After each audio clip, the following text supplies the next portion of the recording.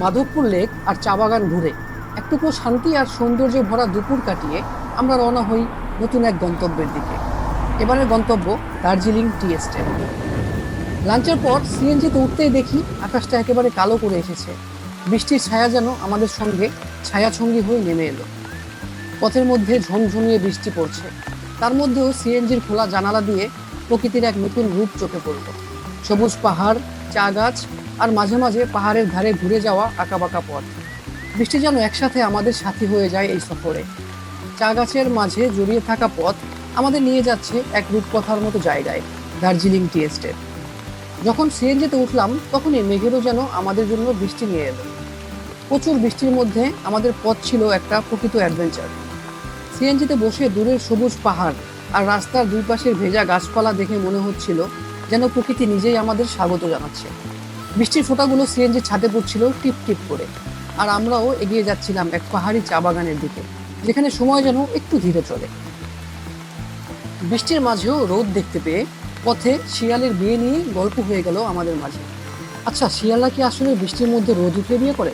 এত ঘন বৃষ্টির মধ্যেও লাউয়াছড়া ন্যাশনাল পার্কের ঘন বন আমার চোখে পড়ে। এখানেও প্রকৃতি তার সবচেয়ে রূপসী রূপ নিয়ে দাঁড়িয়ে থাকে। এই পার্কের পাশ দিয়ে যাওয়ার সময় গাছের ফাঁক দিয়ে দেখা যাচ্ছিল মেঘে ঢাকা পাহাড়। সত্যি দৃশ্যটা ছিল একেবারে সিনেমার মতো। যদিও অতিবৃষ্টির কারণে আমি খোলা চোখে যা দেখেছি তা দেখানো সম্ভব হচ্ছে না। পথের মধ্যে একসময় আমরা থামি একটা ছোট দোকানে, যেখানে ভেজা বাতাসে গন্ধ ছিল কাঁচা মাটির আর চায়ের। নরম গরম এক কাপ চা আর বৃষ্টি ভেজা প্রকৃতির মধ্যে সেই কয়েকটা মিনিট ছিল ভ্রমণের অন্যতম সেরা মুহূর্তগুলোর একটি। দার্জিলিং টি এস্টেট আমাদের স্বাগত জানায় নীরবতায়। এখানে কোলাহল নেই, নেই শহরের ব্যস্ততা, আছে শুধু পাখির ডাক, পাতার মর্মর ধ্বনি আর গা ছমছমে ঠান্ডা হাওয়ার ছোঁয়া। যদিও সারি সারি অটোরিকশা, সিএনজি আর বাইক দেখা গিয়েছিল, আর সেটা না হয়ে কিভাবে, প্রকৃতি প্রেমীরা তো প্রকৃতি দেখতে আসবেই। উঁচু রাস্তা ধরে বাইক আর মানুষ একসাথে উঠছে, চারপাশে সবুজে মোড়া পথ আর ভিজিটর। বিকেলের আলোয় সবকিছু যেন একটু সোনালি ছোঁয়া পেয়ে গেছে। তো আমরা দার্জিলিং টি এস্টেটের উপরে আসছি।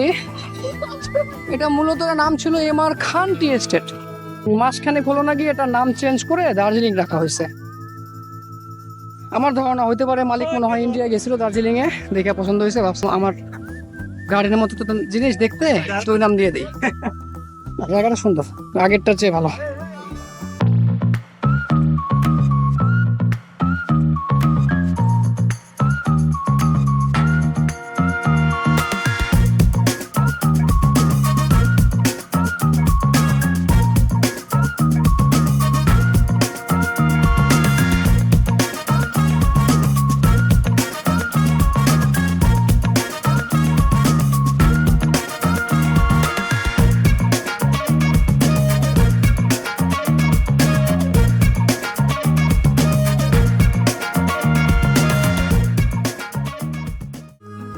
শ্রীমঙ্গলে আমাদের শেষ স্পট ঘুরে আমরা রিসোর্টে ব্যাক করি, এরপর চলে আসি ডিনার করতে।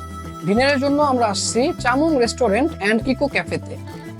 এই রেস্টুরেন্টে indoor and outdoor both option আছে। আমরা lunch and dinner both time outdoor choose করেছিলাম।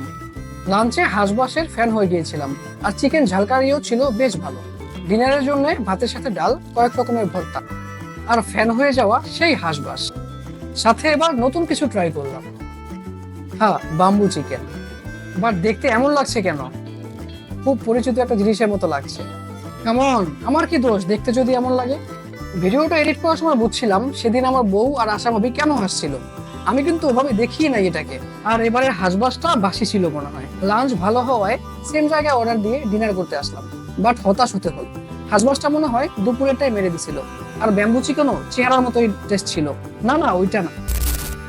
মনটা একটু ভারী, কারণ প্রকৃতির এমন নির্জন সৌন্দর্য ছাড়তে কার ভালো লাগে। এই ছিল আমাদের শ্রীমঙ্গল ভ্রমণের ছোট্ট এক অধ্যায়। পরবর্তী ট্রিপে আবার দেখা হবে নতুন কোনো পথে, নতুন কোনো অনুভবে। ততক্ষণ পর্যন্ত ভালো থাকবেন, পাশে থাকবেন।